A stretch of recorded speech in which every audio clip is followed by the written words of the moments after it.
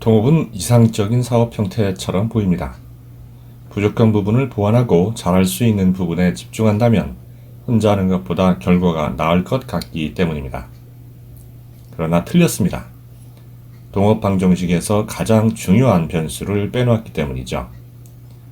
동업에 참여한 사람들의 이기심과 탐욕은 동업을 망가뜨리는 가장 큰 변수라는 걸 잊어서는 안 됩니다. 10여 년 전쯤에 저를 포함한 3사람이 동업을 한 적이 있습니다. 각자 명확한 전문 분야가 있었기에 몇 년 안에 프랜차이즈를 확대한다는 목표까지 세웠죠. 목표 달성은 어렵지 않아 보였습니다. 보랏빛 미래가 바로 눈앞에 있었죠. 하지만 마이크 타이슨도 그랬습니다. 누구나 계획은 있다고. 얻어터지기 전까지는 말이죠. 3사람 중 2사람은 몰랐지만 시작 전부터 실패는 예정되어 있었습니다. 영업과 유통을 맡겠다고 가장 먼저 동업을 제안한 B씨는 열정 넘치는 사업가처럼 보였지만 사실은 아니었습니다. 프랜차이즈와 영업 지식은 엉망이었고 관심은 오직 자신이 맡을 유통에서 나오는 이익뿐이라는 걸 나중에야 알았죠. 사기꾼에 가까운 그런 엉터리를 알아보지 못할 정도로 저와 동업자가 멍청이였다는 게 가장 큰 문제였습니다. 독립하겠다는 마음이 앞선 나머지 위험신호가 눈앞에서 깜빡이고 있는데도 무시를 했던 거죠. 또 다른 동업자는 대표라는 타이틀과 향후 소득에만 관심을 가질 뿐이었습니다.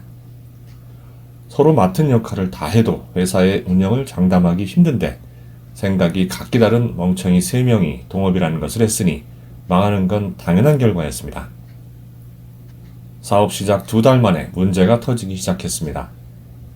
운영을 담당하기로 하고 B씨가 뽑은 매니저는 말도 없이 그만두었습니다. 유통 역시 엉망이어서 원가에 대한 개념조차 없었죠.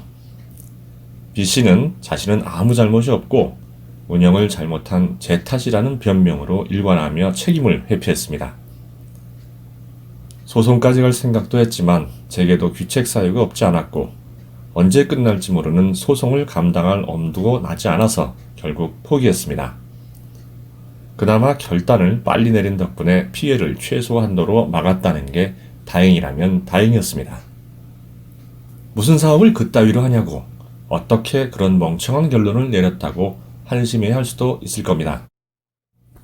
모든 것을 정리한 후에 제 생각도 같았으니까요. 도대체 내가 왜 그랬지? 아무리 생각해도 이해할 수가 없었습니다. 곰곰이 다시 생각해보니 제안을 받은 처음에는 그렇지 않았다는 게 생각났습니다. B씨를 자주 만나면서 사업을 시작하면 돈 버는 건 금방 라는 말을 자주 들으면서 눈앞에 아른거리는 돈에 눈이 멀어 냉정하게 판단해야 할 사항들을 그냥 넘겼던 겁니다. 인간이 이성적이고 논리적이라는 말씀 들어보셨죠? 천만의 말씀입니다. 이 말은 이상적인 환경에서나 통합니다. 인간은 생각보다 감성적이고 비논리적인 생물입니다. 특히 판단에 욕망이 개입되면 더 그렇죠. 사업 과정에서 중요한 결정을 실수하는 경우는 10중 8구 욕망이 개입되었다고 보면 됩니다. 제 말이 우습게 들린다면 아직 사업할 준비가 안 되어 있다는 뜻입니다. 비슷한 일을 겪은 사람이라면 적어도 제 말에 고개를 끄덕일 것이라고 확신합니다. 사업을 할 때 스스로의 능력을 너무 장담하지 않는 것이 좋습니다. 지금까지 동업으로 망한 수많은 사람들도 다 똑똑하고 직장에서 잘 나가던 이들이었습니다. 사업을 하려 한다면 그 누구에게도 의지하지 말고 스스로 결정하고 모든 것을 책임질 생각을 하십시오. 동업의 끝은 절대 처음과 같지 않습니다. 상황이 좋아지면 좋아지는 대로, 나빠지면 나빠지는 대로 동업자는 달라집니다. 동업자가 언제나 내 마음같이 움직이지 않는다는 것, 또 자기 살궁리를 먼저 한다는 것은 진리입니다. 그리고 그 이유는 언제나 돈 때문이죠. 그래도 동업을 해야겠다면 돈과 동업자에 대한 당신의 생각과 자세를 확실히 하는 것이 먼저입니다.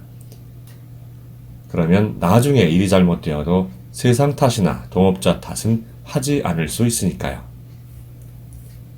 동업을 하려는 사람은 동업자의 돈을 내 돈보다 더 소중하게 생각해야 합니다. 수입과 지출에서 동전 한 입까지 투명하게 공개해야 합니다. 사업이 잘 되었을 때 동업자를 따돌릴 생각이 없어야 합니다.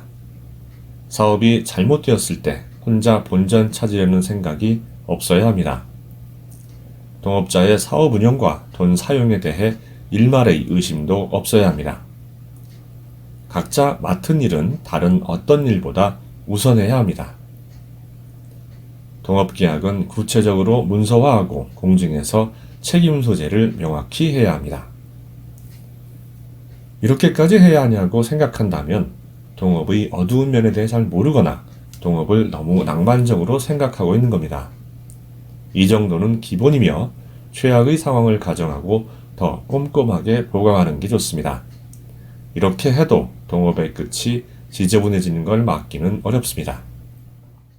동업을 유비 관우 장비의 도원결의 정도로 생각하고 사업을 시작하는 사람들의 결말은 대개 지저분합니다. 인간의 탐욕과 이기심은 상상을 초월할 정도로 추잡하고 야비합니다.